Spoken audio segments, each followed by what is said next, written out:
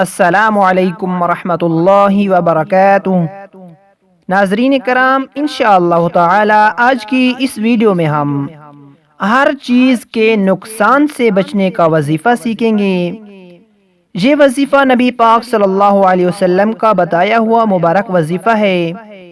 حضرت عثمان غنی رضی اللہ تعالی عنہ روایت کرتے ہیں کہ نبی پاک صلی اللہ علیہ وسلم نے ارشاد فرمایا کہ جو شخص ہر صبح و شام تین مرتبہ یہ دعا پڑھے تو اسے کوئی چیز سے نقصان نہ پہنچے گا۔ دعائے مبارکہ یہ ہے، اسے یاد کر لیتے ہیں۔ بسم اللہ الذی لا یضر مع اسمہ، اللہ کے نام کے ساتھ شروع، اس کے نام کی برکت سے کوئی چیز نقصان نہیں دے سکتی۔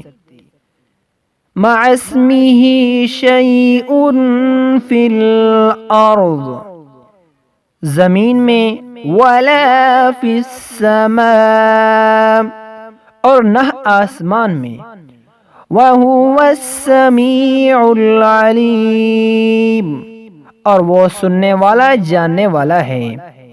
بسم اللہ الذی لا یضر مع اسمہ شیء فی الارض ولا فی السماء وہو السمیع العلیم۔ ہر صبح و شام تین مرتبہ اس دعائے مبارکہ کو پڑھا کریں۔